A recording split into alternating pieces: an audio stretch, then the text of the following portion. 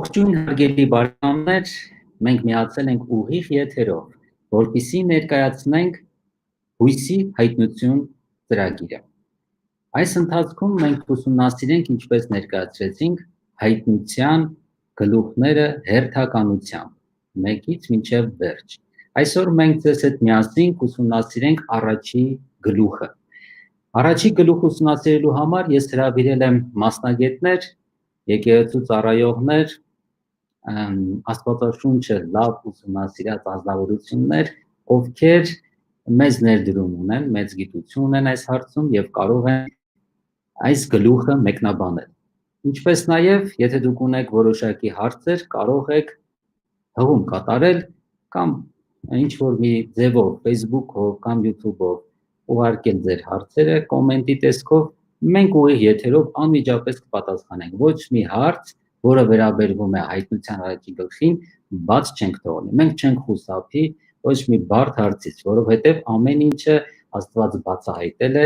եւ ամեն ինչ կարող ենք պատասխանել։ Ես հրավիրեմ հերթով, դուք տեսնում եք Գագիկ Բադալյանին, ողջունում ենք Գագիկ։ Բարև ձեզ։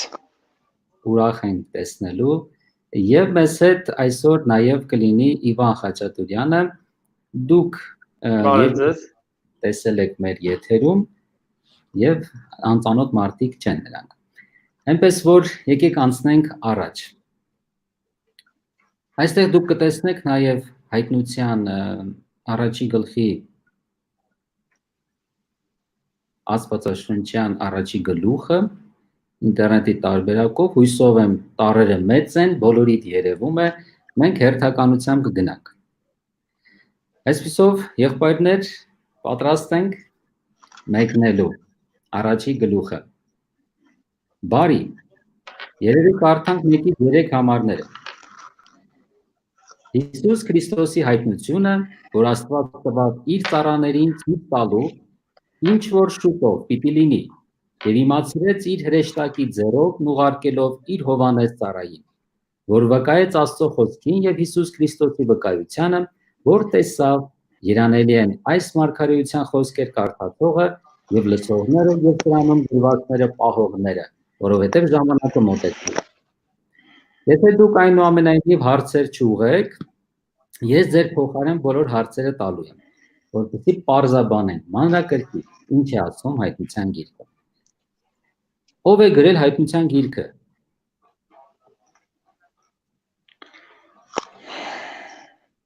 Անդրոն ակտիվ կարող եք պատասխանել։ Իհարկե, գիրքն արդեն հենց սկզբից ասում է Հովանես Առաքյալի հայտնությունը։ Մենք քիչ առաջ էլ կարդացինք, որ Աստված ցույց տվավ իր ծառաներին, ցույց տալու ինչ որ պիտի լինի, եւ իմացրեց իր հրեշտակի ձեռով ուղարկելով իր Հովանես ծառային։ Այսինքն Հիսուս Քրիստոսի հայտնությունը, սկզբից մի պահ երևի խառնեցիք, Հիսուս Քրիստոսի հայտնությունը։ Հովանես Առաքյալն է գրել։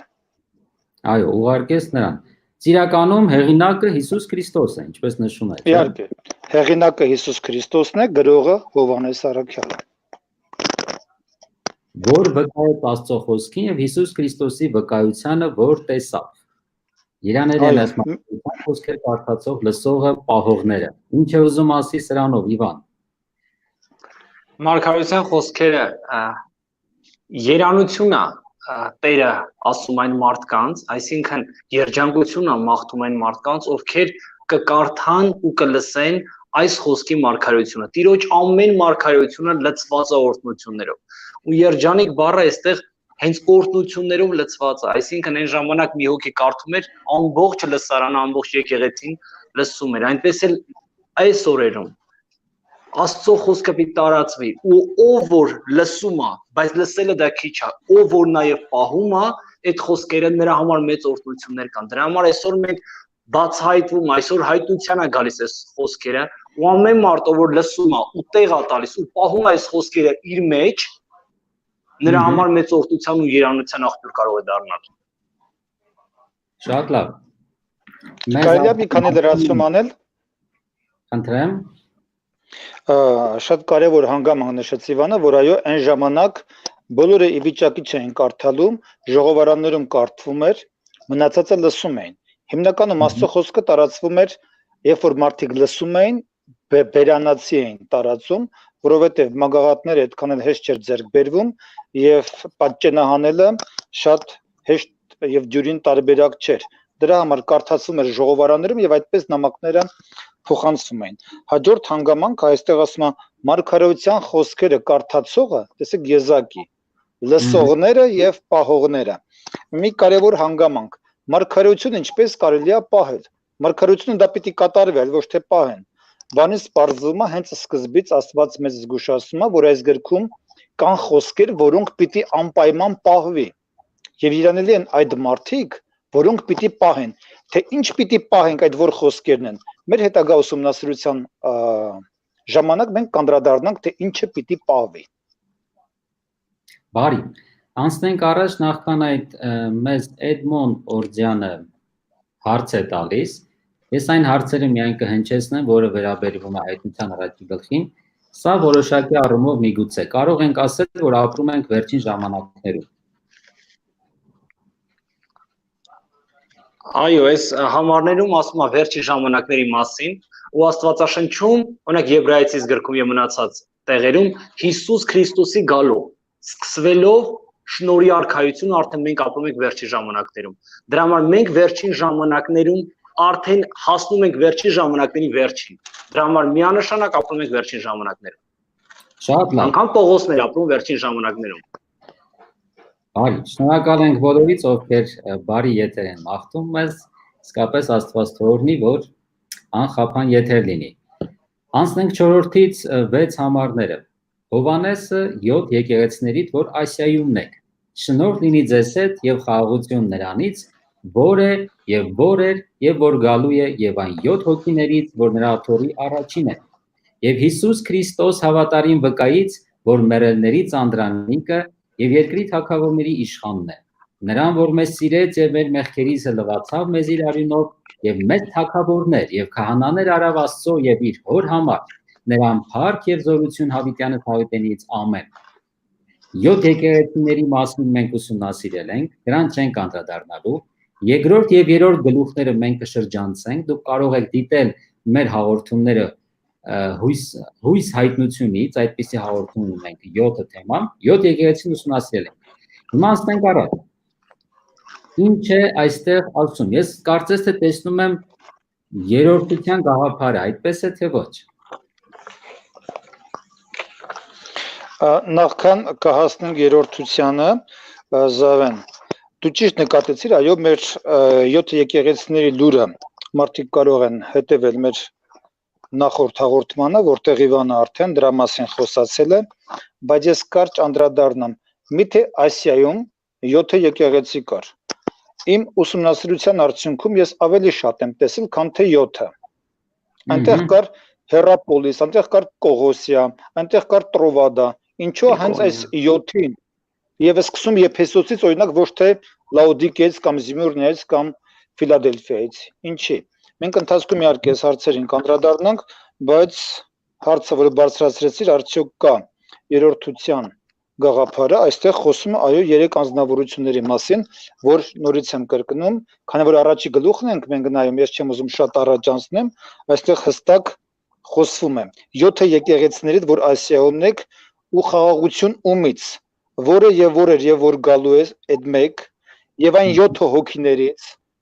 եւ նրա աթոռի առաջինը եւ Հիսուս Քրիստոս հավատարիմ վկայից։ Այստեղ շեշտում է 3 անձնավորություն։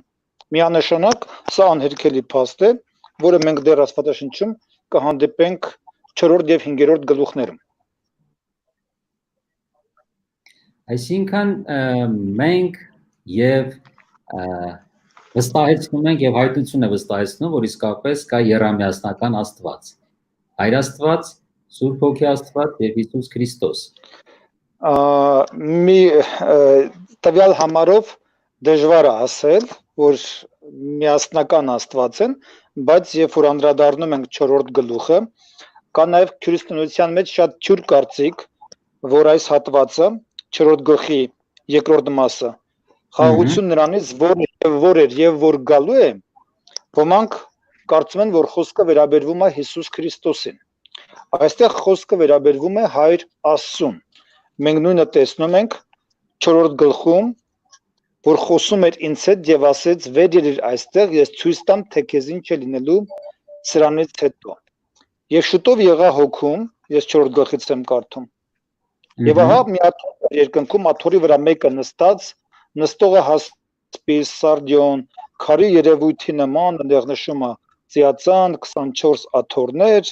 եւ բոլորը երգում էին Սուրբ, Սուրբ, Սուրբ ամենակարող Տեր, եւ ութամարի վերջում Տեր Աստված ամենակարող, որ է եւ որ է եւ որ գալու է։ Եվ հետո պատմում է 5-րդ գլուխը, թե ինչպես նրան մոտեցավ Մարդի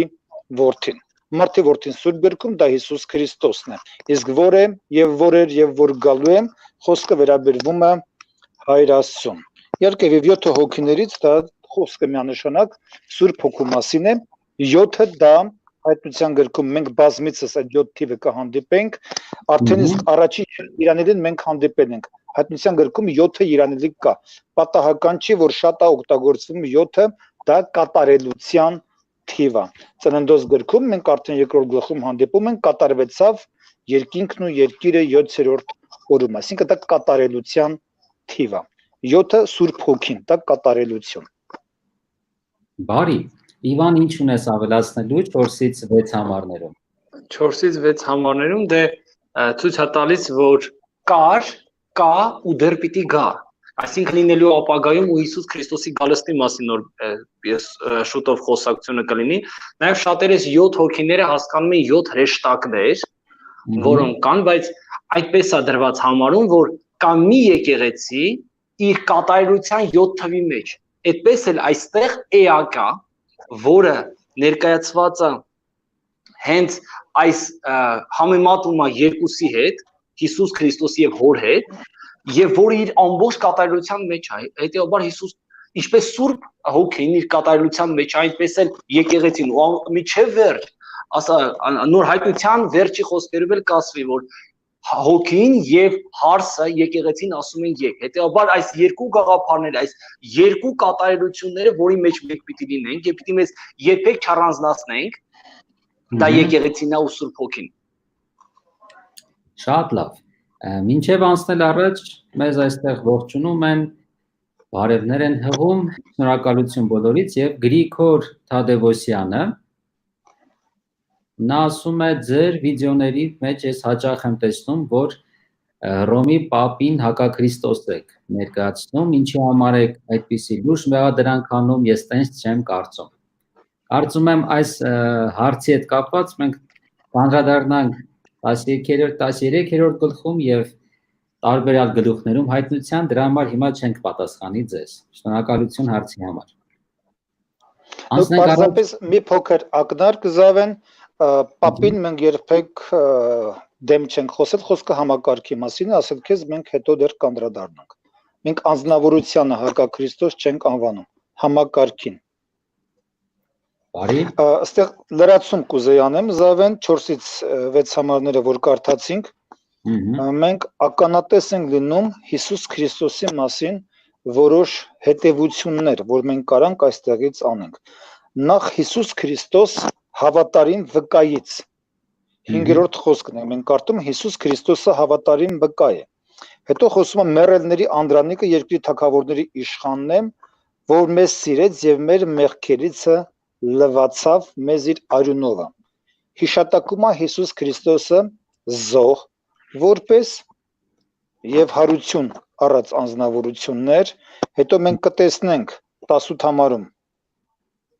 կենթանին եւ ես եմ առաջինը վերջինը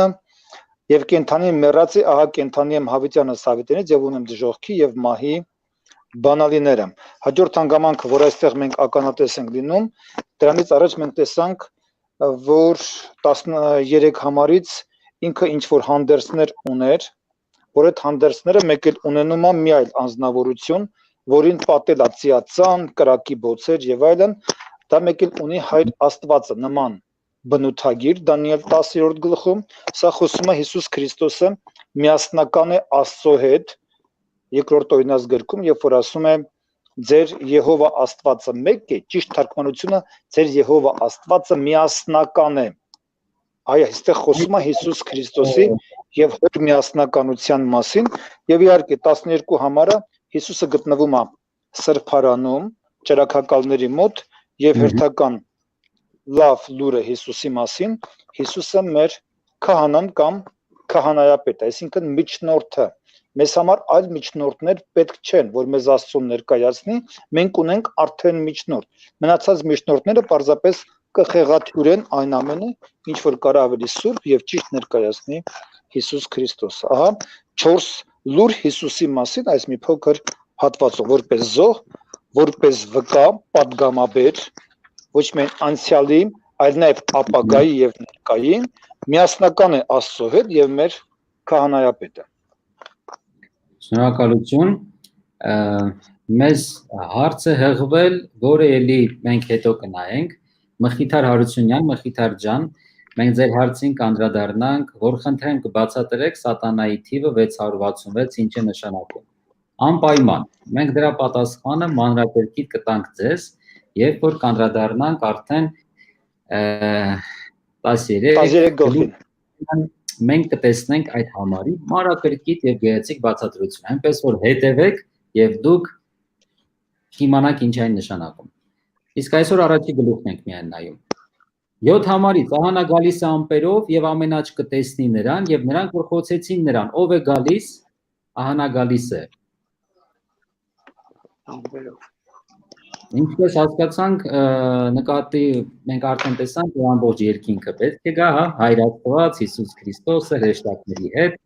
եւ դա վկայում է Աստվածաշնչի տարբեր համարներ, գալիս են ամպերով եւ ամենաճ կտեսնի նրան եւ նրանք որ խոցեցին նրան, այսինքն ում խոցեցին։ Ում մասին է խոսքը։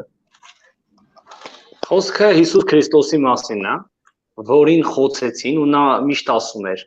որ խոցողները պիտի տեսնեն մարդի որդուն գալիս։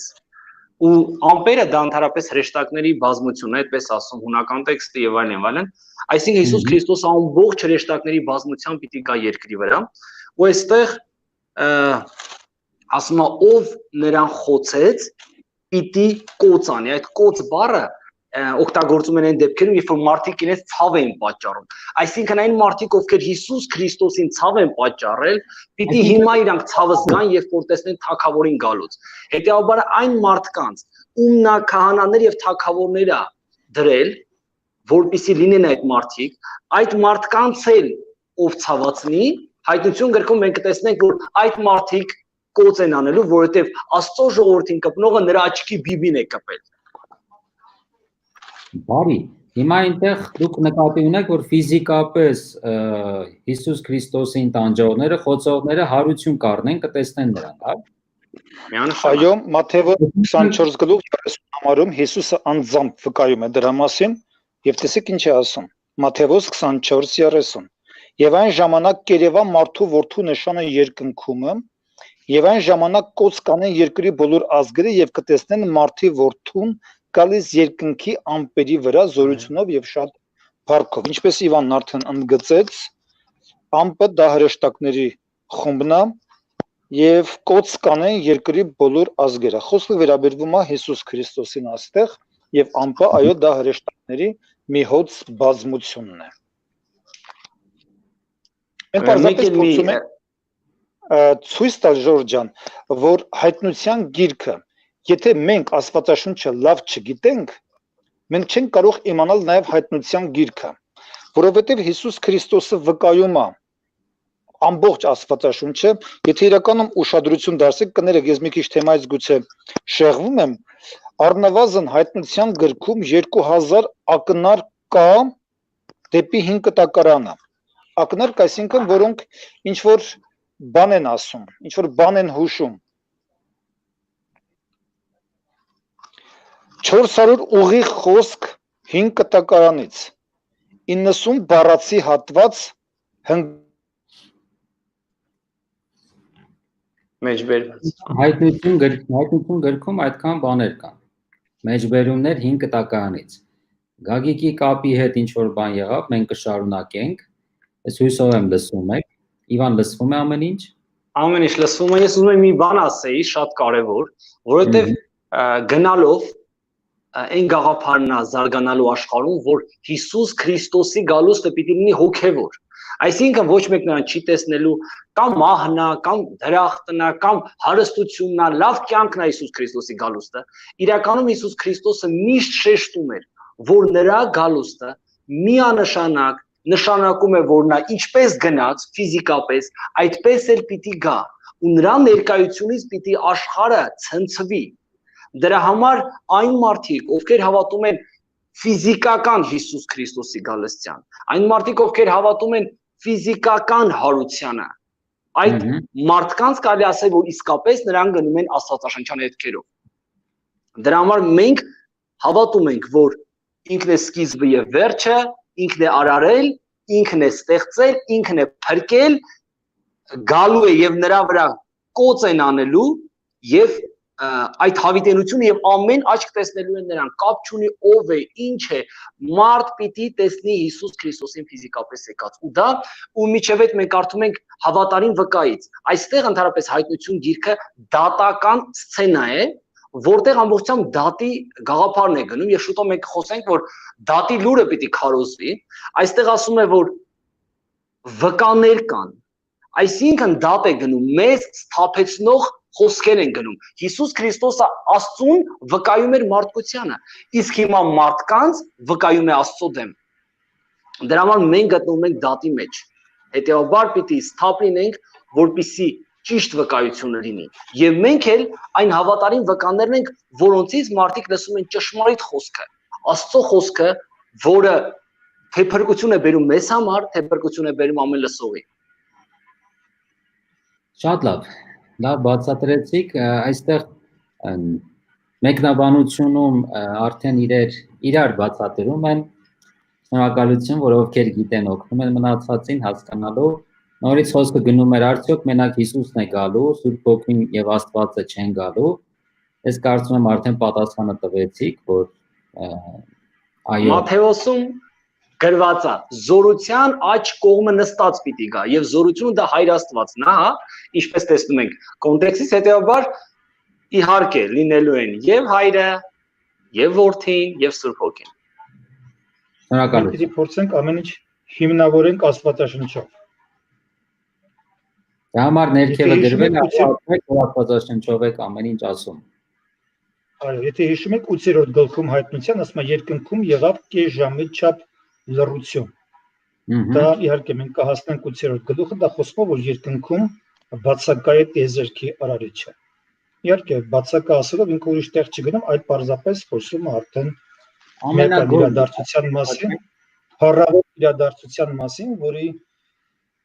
որին մենք սպասում ենք արդեն շատ երկար եւ շատ կարճ։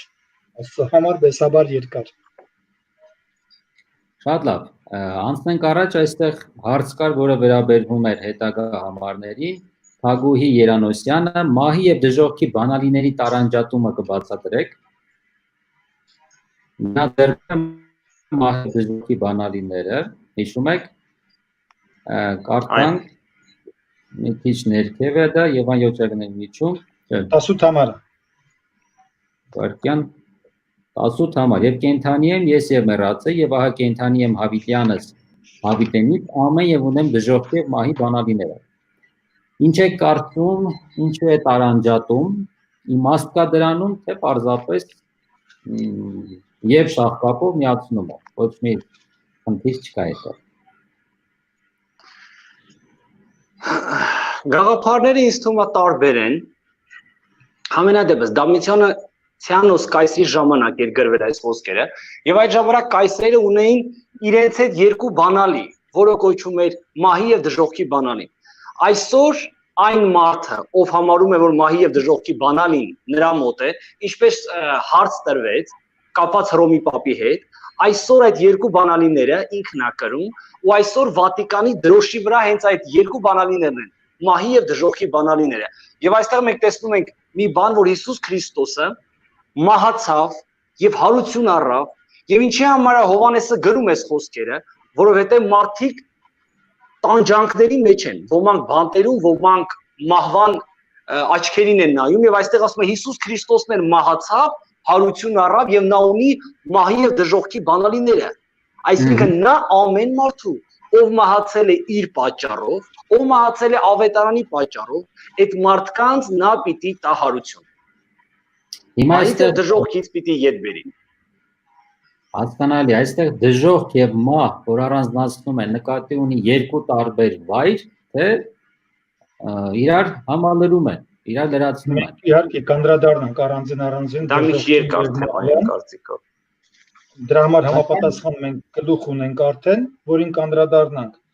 բայց 20 գլուխ առաջի խոսքում մենք նորից ականատես ենք լինում հետեւյալ խոսքերին։ Տեսա մի հրեշտակ վայր գալիս երկնքիցը, որ դժոխքի բանալին ուներ եւ մի մեջ շղթա իր ձեռքում։ Իհարկե, խոսքը նորից Հիսուս Քրիստոսի մասին է, մեն այդ անձնավորությունը։ Այսինքն մեն Հիսուսը կարա որոշի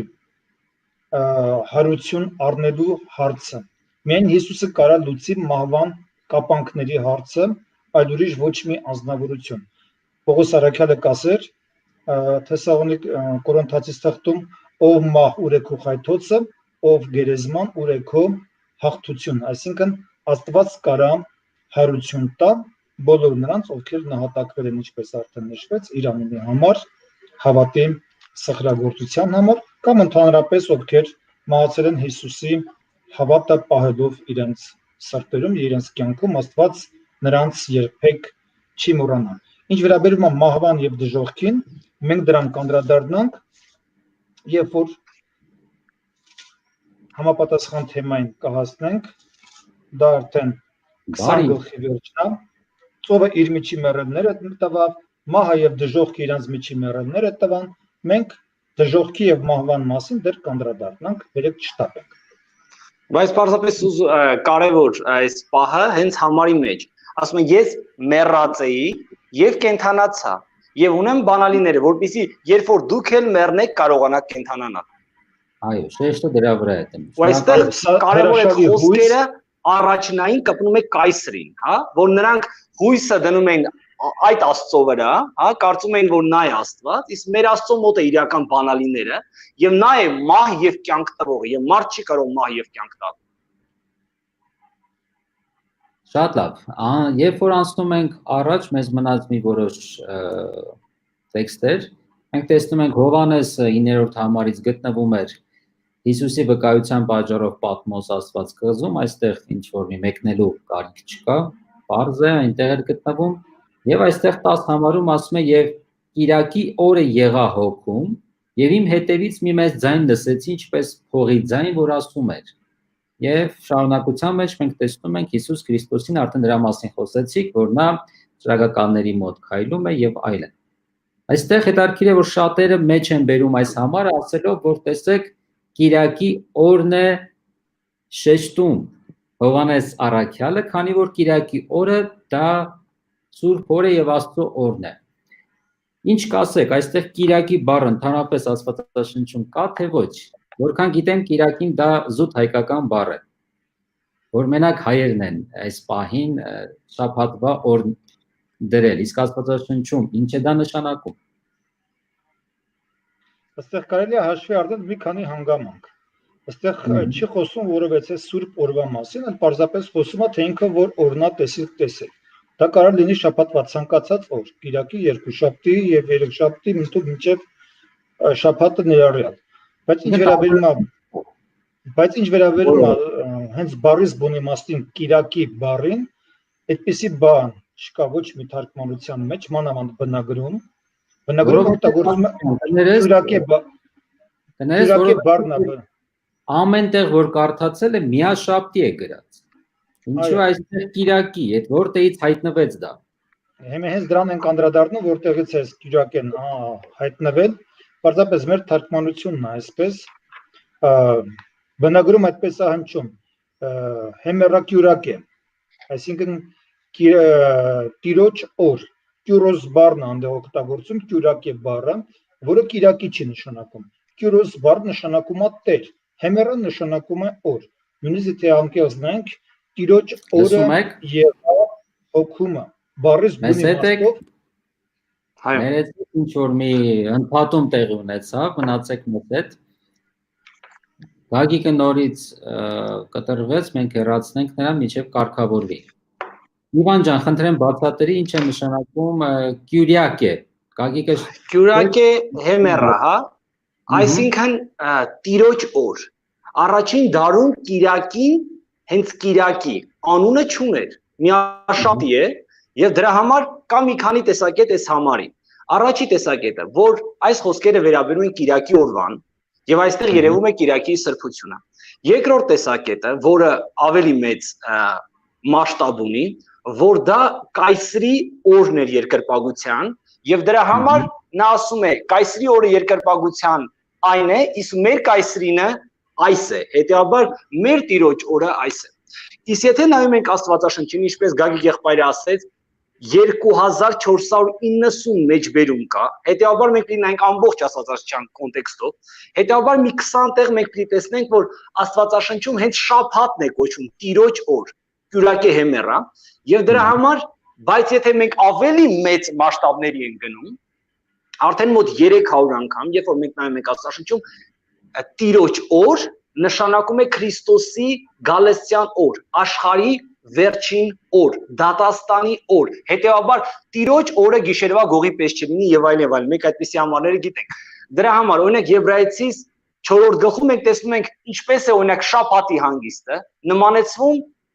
դրախտին եւ փրկության հանգստին, այն օրվան, երբ որ մարդիկ դատից պիտի անցնեն փրկություն։ Հետևաբար այստեղ այս 4 գաղափարներից ըստ իս Աստվածաշնչյան գաղափարները հետևյալն են։ Ավելի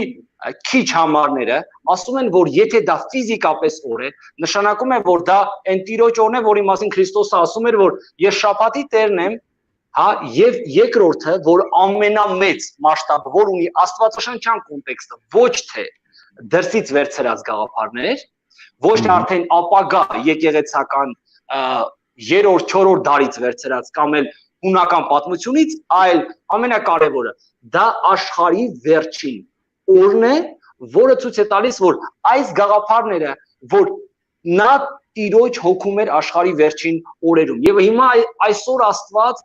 մեծ լուր ունի մեզ համար, որ հնարավոր է մենք լինենք պատմոսում, հա, անապատում, ինչպես Հիսուս Քրիստոսն էր պատմոսում, բայց նաև կարող ենք լինենք տիրոջ հոգում։ Այսօր ես եմ ընտրում լինել տիրոջ հոգում, թե լինել պատմոսում։ Անապատում այդտեղ որտեղ, հա, բանը վայրի կենդանիներ են եւ դիվական աշխարհն, հետեւաբար բոլորին կոչ եմ անում, որպեսզի ոչ թե պատմոսում լինենք, ինչպես նաեւ հունական տեքստերում, այլ Սուրբ Հոգում։ Թող Աստված մեզ լուսավորի, որպեսզի հետագա խոսքերն երբ որ ուսումնասիրենք, միայն Աստվածաշնչյան տեքստերի շուրջ ուսումնասիրենք եւ այդ խոսքերը տեսնենք մնացած տեղերում, հին եւ նոր կտականում։ Եվ մենք մի բան բաց թողեցինք, որի մասին ուզում եի ասել, ուրեմն երկրորդ համարում ասում է, որ վկայեց Աստծո խոսքը եւ Հիսուս Քրիստոսի վկայությունը։ Այստեղ մենք տեսնում ենք, որ Հիսուս Քրիստոսի վկայություն եւ Աստծո խոսք արտահայտությունները, որի համար դատվում էր Աստծո ժողովուրդը, դա Աստվածաշնչյան լեքսիկայով եթե նայում ենք, դա հին կտակարանն է եւ նոր կտակարանն է։ Հետեւաբար այսօր այն քրիստոնյաները, որոնք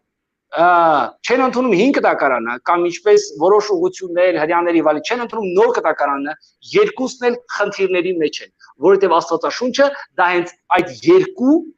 կտակարանների այդ 66 գրքի սրբության ճանապարհն է։ Հետո բոլորին կոչ եմ անում, եթե կա գաղափար ուսումնասիրել միայն Աստվածաշնչյան այդ կոնտեքստերի մեջ։ Հա, լավ, այստեղ մեզ ասեցին, խնդրեցին, որ հունարեն տարբերակը ցույց տանք, ես ցույց տվեցի, տեսնում եք, իսկապես հեմերա եւ հեմերան օրն է Կիրակեն տիրոջը, տեսնում եք տակը ռուսերենով Գասպոդեն, այսինքն տիրոջը պատկանող։ Դա Կիրակի օրը չէ, տիրոջը պատկանող, պարզապես բառն է այդպեսին, ուղղակի հայերը այդ բառը դրել են միաշաբթի օրվա անուն։ Դա ընդհանրապես Կիրակի հետ կապ չունի, ինչպես մեկնեցին մեր եղբայրները։ Այսպիսով եկեք համարյա մենք ավարտում ենք, մենք փորձում ենք մաքսիմում 40 րոպեի մեջ տեղավորվենք, որպեսզի ձեր ժամանակներ չխլենք, սակայն կարծում եմ օրվա մեջ 40 րոպե տրամադրել Աստծո խոսքի ուսումնասիրությանը շատ լավ կլինի։ Հոգևոր աճ կունենանք այս օրերի ընթացքում։ Մանավանդ հայտնության գիրքն է, որը շատ հետաքրքիր է։ Ես նորից վերադառնամ Աստվածաշնչյան թարգմանությանը ներեցեք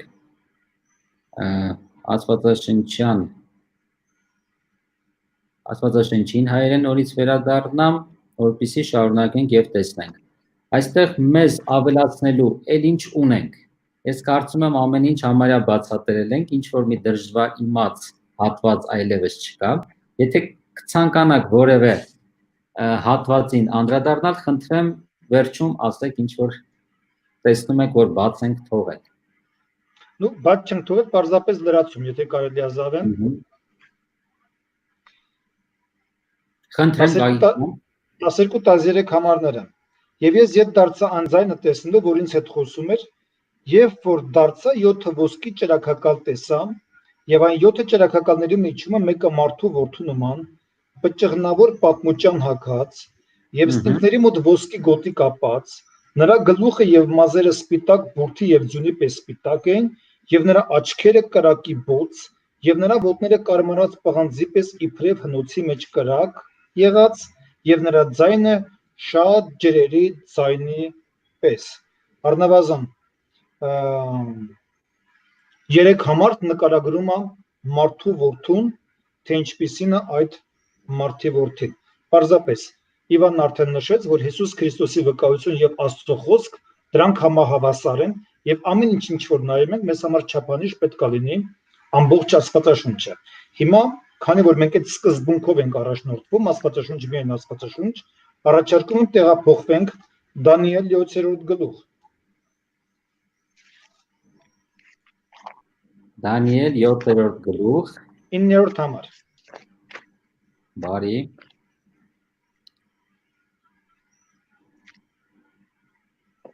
Ես փորձեմ այստեղ ցույց տալ ձեզ դա։ Շատ հաճելի կլինի, եթե այդպես լինի։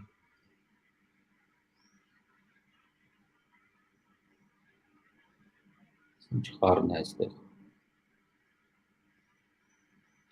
Եզեկիելից հետո, այպես 9-րդ գլուխ։ 7 9-րդ համարից։ 9-րդ համարից։ Այո։ Եվ տեսնում էի մինչև որ աթոռները դրվեցին եւ հինավուրցը նստեց, նրա հագուստը ձյունի պես սպիտակ եւ նրա գլխի մազը մաքուր ասրի պես, նրա աթոռը կրակի բոց, նրա անիվները վառված կրակ։ Շարունակիմ։ Մի կրակի գետ էր հոսում եւ գնում էր նրա առաջից, հազարներ ծառայում էին նրան եւ բյուր-բյուրեր կանգնած էին նրա առաջին, ատյանը նստեց եւ գրքերը բացվեցին։